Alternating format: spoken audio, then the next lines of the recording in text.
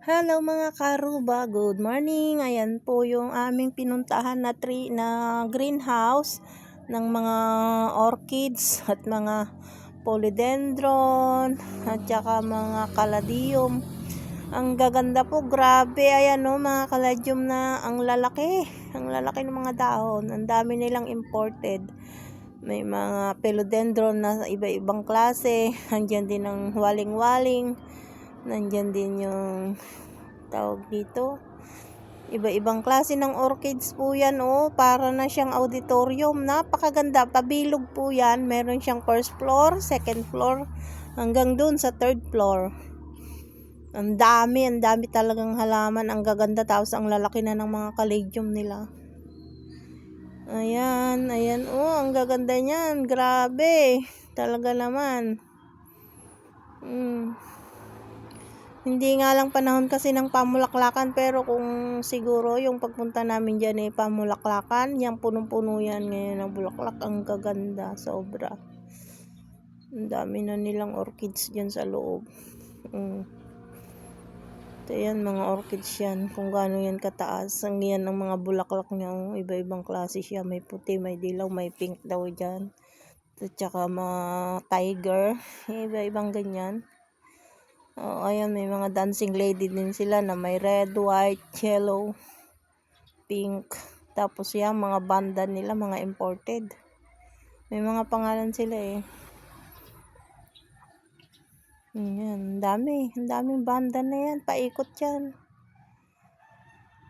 Ang lalaki ng mga bulaklak nila, sobra. Nakakatuwa. Pag pinasok mo yan, napakaluwang. Maluwang siya pero sa camera parang maliit lang siya, pero pag pinasok mo ang luwang, tapos ang daming halaman, punong-puno. Kagaya niyan, nilagyan nila na yan ng paakyat na yan, yung mga poste ng pinaka greenhouse nila. Ang gaganda ng mga umakyat na halaman dun sa tubo. Hanggang doon sa taas. Inakyat namin umakyat kami sa second floor hanggang third floor. Nakakatuwa. Pag nasa taas, kapag makikita mo yung sa baba niya, ang gandang tignan yung mga halaman. Nakaka-amaze siya. Private property po yan. Private resort ng isang inchik. Pinupuntahan lang, pinakabahay bakasyonan lang nila yan, pero sobrang ganda dun sa labas. Ang daming halaman. Napakahilig ng halaman yan, amo nila. Binibili daw niya yan, mga halaman na yan. Lahat ng mga halaman dyan sa loob, binili nila. Super ganda, ma-amaze ka talaga. Nakakatuwa. Ngayon, yung mga ganyan, iba-ibang klase. Paikot yan, puro ganyan. Mga iba-iba. Mga lilis nga niya, yung gaganda iba-ibang kulay. Ayan, naakyat po ako sa second floor. Ayan, pinakahagdan niya. Para makita ko yung pinaka-top ng mga halaman. Paikot yan, meron din halaman mga nakahang. At ang maganda yung mga dapo ba na imported, yung mga dapo. Yung mga nakahang dun sa taas. Madami siyang imported na nakahang na dapo. Hindi ko lang alam kung anong pangalan yan sa scientific name ng mga halaman na yan. Pero ang gaganda po nila talaga, mga orchids. Yan may mga bulaklak. Iba-ibang kulay daw yan. Talagang pinagkagastusan ng inchik yung kanyang greenhouse.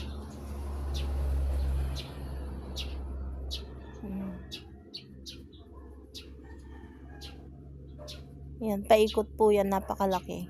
Parang stadium. Ayan, nasa second floor na ako niyan. Tapos meron pang third floor. Aakyat ka dun sa pinakataas. So, ang ganda, ang dami. Paikot. Pag nasa taas ka na, makikita mo yung sa baba, magandang tignan. Ano, may mga nakahang na ang lalaking paso. Ano bang halaman yan? Nakalimutan ko na. Napakalalaking mga dahon.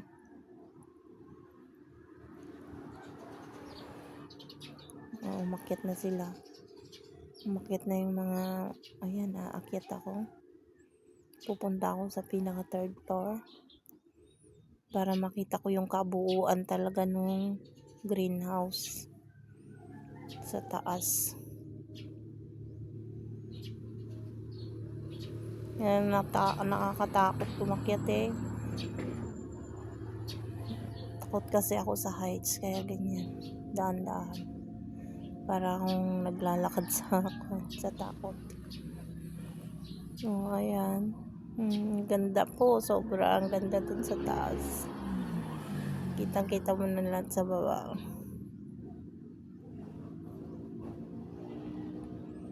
Yung mga kasama ko, takot din silang umakyat.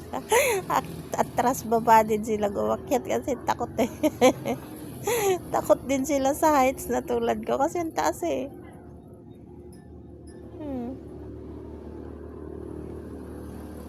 Tapos dyan sa taas makikita mo yung mga nakahang ng lalaking mga paso, ang lalaking mga halaman. Ayan mga ganyan. Ang gaganda ng bulaklak. Malalaking paso. Mga nakahang dun sa taas.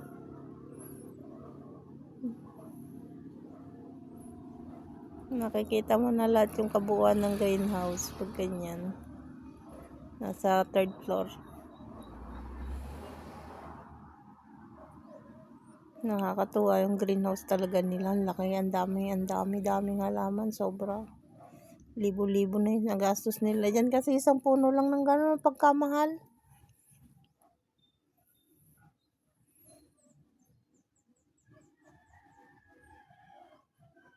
Na-amaze din yung amo nila sa orchid seed tuwing dadating daw siya eh. May mga dalang halaman. Mahilig siya sa halaman. Mantakin mo yan, mga ilang hektarya yan.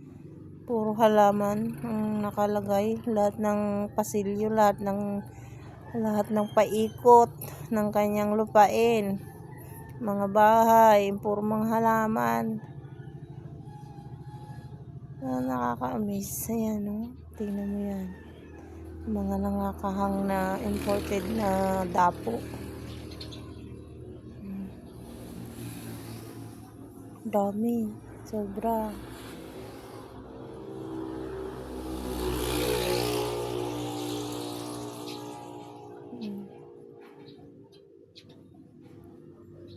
Nakakatuwa.